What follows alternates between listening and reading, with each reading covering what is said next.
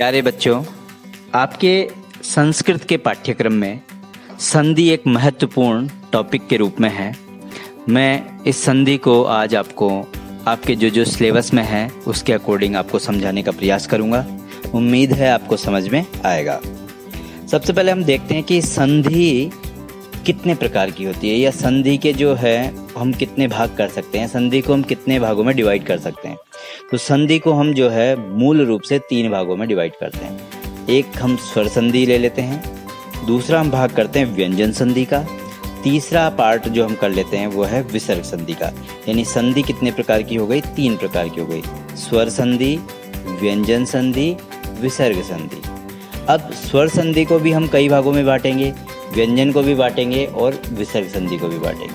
तो सबसे पहले हम देखते हैं कि स्वर संधि के और कौन कौन से भाग हो सकते हैं।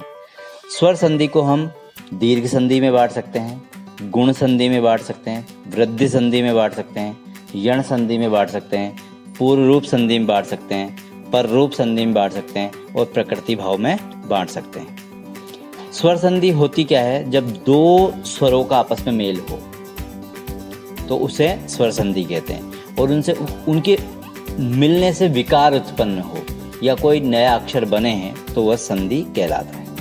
इसी प्रकार व्यंजन संधि के देखिए, व्यंजन संधि के बहुत सारे भाग होते हैं। अनुस्वार संधि है, श्चुत्व संधि है, श्टुत्व संधि है, अनुनासिक संधि, छत्व संधि, पूर्ण सवर्ण दीर्घ संधि, पूर्व सवर्ण संधि, जसत्व संधि, चढ़त्व संधि और पर्व सवर्ण संधि होती है। विसर्ग संधि के भी बहुत सारे भाग होते हैं। विसर्ग संधि के भाग मैंने इसमें नहीं लिखे हैं। विसर्ग संधि में क्या होता है? हम र को या श को विसर्ग बनाते हैं या विसर्ग को हम स या र बनाते हैं। यही 2 काम मूल रूप से हमारे परीक्षा में बच्चों के सामने आते हैं, तो उसको हम देखेंगे। हम सबसे पहले लेंगे स्वर संधि। स्वर संधि का जो हम भाग है यण संधि, उससे प्रारंभ करते हैं। यण संधि का महत्वपूर्ण सूत्र है इको यणची। इको यणची का जो आप सूत्र है उसमें देखेंगे कि इक जो है, इक यहाँ पर एक विशेष आपको प्रत्याहार दिया गया है। प्रत्याहार के बारे में आपको बता दूं मैं, ये शॉर्ट ट्रिक होती है संस्कृत व्याकरण की। इसमें बहुत सारे अक्षरों को 2 अक्षरों के बीच में शामिल कर लिया जाता है। तो यहाँ पे इक जैसे ही बोला जाएगा तो इक के अंदर 4 स्वरों का समावेश है। वो 4 स्वर हैं ई, उ, री, लृ। तो इन इक यानी इन चारों अक्षरों के स्थान पर यण होगा। यण में भी 4 अक्षर है, य, व, र, ल।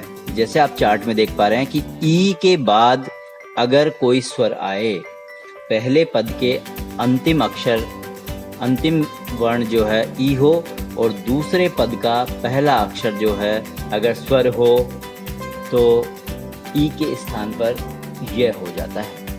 उसी प्रकार अगर प्रथम पद का अंतिम अक्षर उ हो और द्वितीय पद का प्रथम अक्षर स्वर हो तो वहां पर उ के स्थान पर व हो जाता है। इसी प्रकार री के स्थान पर र हो जाता है, लृ के स्थान पर ल हो जाता है। यहाँ पे अच शब्द आपको लग रहा होगी कि अच क्या है, तो अच को स्वरों को कहते हैं। अब हम यण संधि के कुछ उदाहरण देखेंगे। यदि जमापि, देखिए यदि में द के बाद ई है, दी जो बनता है द और ई से मिलकर के बनता है, तो ई आ गया। और दूसरे पद का पहला अक्षर क्या है? स्वर है, यानी अ है। तो ई के स्थान पे क्या कर देना है हम लोगों को? ई के स्थान पे ये हो गया। तो य, आधा द, आधा य और अ मिल करके यद्य बनेगा और पी ऐसे कैसे ही है तो यद्यपि बन जाएगा। ऐसे ही इति जमा आ है, यहाँ भी ई को यह हुआ है, इत्याह बन गया। अनु आगच्छत, यहाँ पर देखेंगे उ को जो है वह हो गया है क्योंकि उ के आगे क्या है? स्वर, तो अनुवागच्छत हो गया है। ऐसे धात्री जमा अंश, तो री को र हो गया और धात्रंश बन गया है। लृ जमा आकृति, यहाँ पे ध्यान देखेंगे पूरे लृ के स्थान पर ल बन जाता है, आधा ल, तो फिर ये मिलकर के लाकृति बन जाता है। सुधि उपास्य, तो यहाँ पे शुद्ध्युपास्य बन रहा है। मधु प्लस अरि तो मध्वरी बनता है। दधि जमा अत्र दध्यत्र बनता है। इति जमा उक्त्वा इत्युक्ता बनता है। नदी अस्ति तो नद्यस्ति बनता है। सुआगतम स्वागतम बनता है, उ के स्थान पर वह हो जाता है। पित्री जमा आदेश, तो री है यहाँ पे, री को क्या कर देंगे हम, र बना देंगे इस संधि में, तो पित्रादेश बन जाएगा। धात्री जमा ऐश्वर्यम, तो धात्रेश्वर्यम बन जाएगा। वधु जमा आदेश, तो यहाँ पे ऊ को व हो जाएगा और वध्वादेश बन जाएगा। इस प्रकार आपकी पाठ्य पुस्तक में अगर इस तरह के उदाहरण आते हैं तो आप उनको समझने में आपको आसानी होगी अगर इनकी आप प्रैक्टिस करते हैं। अब देखेंगे हम अयादि संधि, ये भी स्वर संधि का ही भाग है। इस पूरे वीडियो में हम वैसे स्वर संधि के बारे में ही बात करेंगे। तो स्वर संधि के दूसरी संधि में आपको बता रहा हूँ अयादि संधि। इसका महत्वपूर्ण सूत्र है एचो अय वायाव। ये सूत्र जो है क्या होता है कि पूरी बात को शॉर्ट में कहने का तरीका होता है। तो अच से परे, अच कहते हैं स्वर, स्वर से परे एच होने पर, यानी एच के बाद में अगर कोई स्वर हो, एच क्या है, फिर वो प्रत्याहार है। तो प्रत्याहार में एच में कौन कौन से अक्षर आएंगे, ए, ओ, आई, औ, ये 4 अक्षर इसमें आएंगे। और उसके बाद अगर स्वर होगा तो ए के स्थान पर अयादेश हो जाएगा, ओ होगा तो ओ के स्थान पर अवादेश हो जाएगा, ए है तो ए के स्थान पर आय आदेश हो जाएगा, और औ है तो औ के स्थान पर आवादेश हो जाएगा। इसके उदाहरण देखते हैं आदि संधि के। हरे प्लस ए, तो ये बनता है ए के स्थान पर अय, तो है, अब अय बना तो जो अ है वो र में मिल जाएगा तो हर पूरा हो जाएगा। ये आधा है वो ए में मिल जाएगा, हर ये बन जाएगा। भो जमा अति, तो भो के ओ को औ हो जाएगा तो भवती बन जाएगा। हरे जमा ई है, हर ये बन जाएगा। नई जमा अक, तो यहाँ पे देखो आई के स्थान पे आय आदेश होगा, तो आय में क्या होता है, तो नाय और क है तो नायक बन जाएगा। द्वौ इमौ, द्वा विमौ ऐसा बनेगा क्योंकि औ को क्या होगा, आव आदेश होगा। इस तरीके से शे जमा अनम शयनम, नई जमा अकह नायक है, कवे जमा ए कवये, भानो जमा ए भानवे, नौ जमा यत नाव्यम, ने जमा अनम नयनम। आप यहाँ पे सोचेंगे कि ये नाव्यम क्यों बन रहा है, तो क्योंकि आव आदेश हो रहा है और व में मिलने के लिए कोई स्वर है नहीं। तो आप ये बोलेंगे कि यहाँ स्वर तो है नहीं, तो यहाँ पे क्या होता है कि कुछ वार्तिक हैं, उनके उन नियमों से यहाँ पर इसको ओ को आवादेश हो रहा है, बिना स्वर के भी कुछ जगह पे हो जाता है। तो उनके विशेष सूत्र हैं, तो एक मैंने बीच में इसलिए डाल दिया। ने जमा अनम नयनम, पो जमा अक पावक है, चे जमा अनम चैनम, गुरु जमा ए गुरवे, उभो जमा अपि उभावपि। ये आपके आदि संधि के उदाहरण हैं। अब देखेंगे हम गुण संधि। गुण संधि में मुख्य सूत्र है आद गुण है और अदिंग गुण, 2 ही सूत्र होते हैं इसके। तो इसमें आद गुण भी है और अदिंग गुण भी है।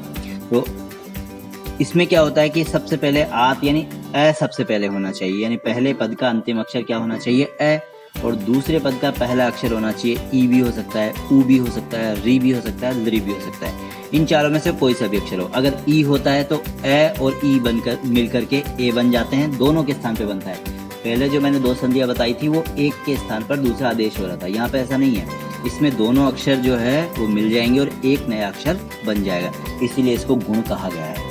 तो गुण संधि में अ और ई मिलेगा तो ए बन जाएगा, अ और ऊ होगा तो ओ हो जाएगा, अ और री मिलेगा तो अर बन जाएगा, अ और री मिलेगा तो अल बन जाएगा। तो यहाँ पे देखेंगे उप जमा उपेंद्र, ये उसकी उदाहरण है कुछ। तो उप का जो प है उसमें अ है और आगे क्या है, ई है, तो इंद्र का ई और उप का अ लेकर के अ और ई को जोड़ेंगे तो ए बन जाएगा, और प में ए मिल जाएगा तो उपे इंद्र बन जाएगा। ऐसे ही सुरेंद्र बनेगा, देवर्षि बनेगा, अ जमा री अर बनेगा तो देवर्षि बनेगा, तव जमा लृकार तो तवलकार बनेगा, देव जमा इंद्र देवेंद्र बनेगा, तवेदम बनेगा, गच्छेति बनेगा, चंद्रोदय अ और ऊ मिलकर के ओ बन रहा है, यहाँ पे ध्यान देखिए, चंद्रोदय बन गया। सर्वोत्तम सर्वोत्तम बन रहा है, कूप उदकम कूपोदकम बन रहा है, महाजमा ऋषि महर्षि बन रहा है, मया जमा उक्तम मयोक्तम बन रहा है, नव ऊढ़ा नवोढ़ा बन रहा है, विवेक उदय विवेकोदय बन रहा है, केन उक्तम केनोक्तम बन रहा है, तेन उक्तम तेनोक्तम बन रहा है, सा जमा ईश्वरी शेश्वरी बन रहा है, शिक्षक जमा उत्तम शिक्षकोत्तम बन रहा है।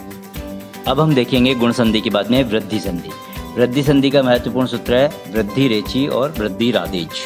तो यहाँ पे हम देखेंगे इसमें भी पूर्व में अ होना आवश्यक है।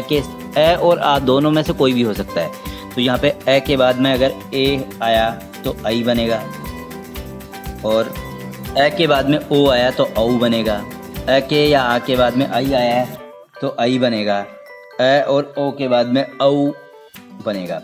तो यहाँ पे ध्यान रखिए, ए वर्ण से परे एच प्रत्यय होने पर पूर्व तथा पर के स्थान पर एक वृद्धि आदेश हो जाता है। इसमें भी क्या होता है, गुण की तरह दोनों अक्षरों के स्थान पर एक नया अक्षर बन जाता है। इसके उदाहरण देखते हैं, अद्य जमा एव अद्यव बनेगा।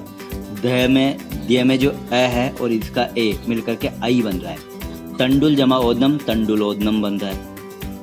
कृष्ण जमा एकत्वम कृष्णोकत्वम बन रहा है, कृष्ण एकत्वम बन रहा है। गंगा जमा ओ गंगोग बन रहा है। देव जमा ऐश्वर्यम देवेश्वर्यम बन रहा है। कृष्ण जमा ओत्कंठ्यम कृष्णोत्कंठ्यम बन रहा है। तस्य जमा एस तस्येस बन रहा है। सदा जमा एव सदैव बन रहा है। ग्रह जमा औषधि ग्रहोषधि बन रहा है। तथा जमा एव तथैव बन रहा है। जल जमा ओघ जलोग बन रहा है। प्र जमा ऋणम प्राणम बन रहा है। स्व जमा इरिणी इरिणी स्वरिणी बन रहा है। अब हम देखेंगे अकह सवर्ण दीर्घ यानी दीर्घ संधि देखेंगे। ये बहुत साधारण सरल सी संधि है कि अगर एक समान स्वर आए कोई से भी, तो जैसे पहले भी ए आ गया बाद में भी ए आ गया तो दोनों मिलकर के बड़ा आ बन जाते हैं। ई आ गए दोनों तो बड़ी ई बन जाता है। ऊ आ गए तो ऊ बन जाते हैं। री आ गए तो री बन जाते हैं। ये सब इस संधि में होता है और दीर्घ हो जाते हैं। इसके उदाहरण देखेंगे, राम जमा आलय रामालय।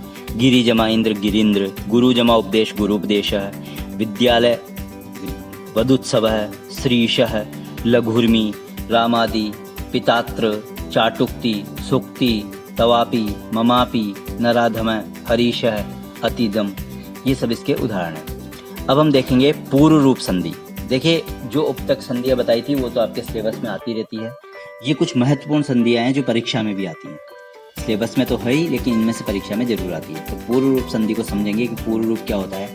एक्चुअली पूर्व रूप में क्या होता है कि अ का एक अवग्रह चिन्ह बना दिया जाता है। जो अ होता है ना, अ आकार, उसको पूर्व अवग्रह चिन्ह के रूप में एस, जैसे आपको इंग्लिश में एस दिखाई देता है, उससे थोड़ा मिलता जुलता अक्षर होता है ये अवग्रह चिन्ह, वैसा लिख दिया जाता है।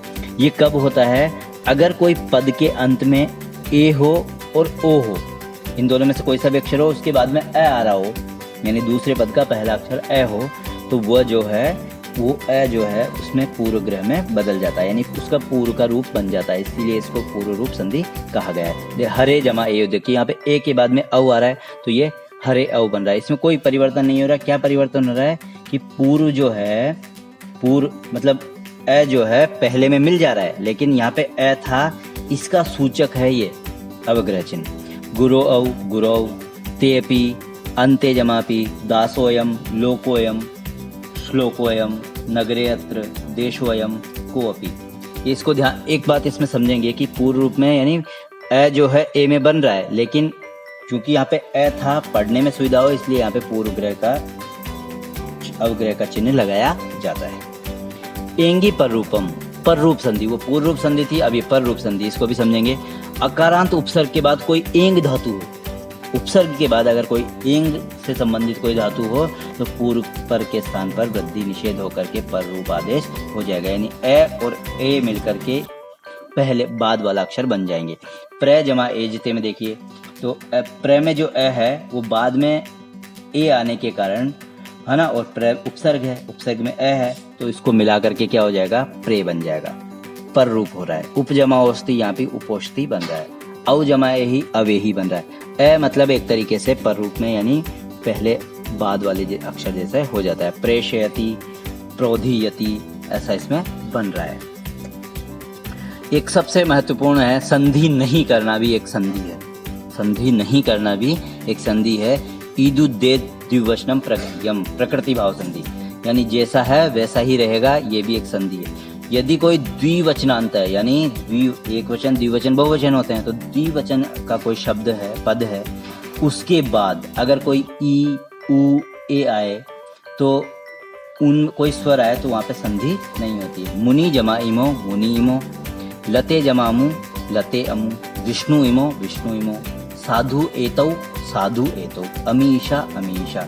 चक्री जमात्र चक्री यत्र, यहाँ पे एक विकल्प से भी चक्री यत्र यण संधि भी हो रही है। अब ये जो इस आपको स्लाइड दिखाई दे रही है, इसमें आपकी पाठ्य पुस्तक से 9th क्लास की पाठ्य पुस्तक से जितने भी संधि के जो प्रश्न हैं वो मैंने एक जगह डाले हैं इनको, तो आप इनको समझने का प्रयास करेंगे और प्रैक्टिस करेंगे। उम्मीद है आपको वीडियो समझ में भी आया होगा, और अगर आपको अच्छा लगे तो लाइक, शेयर, सब्सक्राइब करना ना भूलें। धन्यवाद।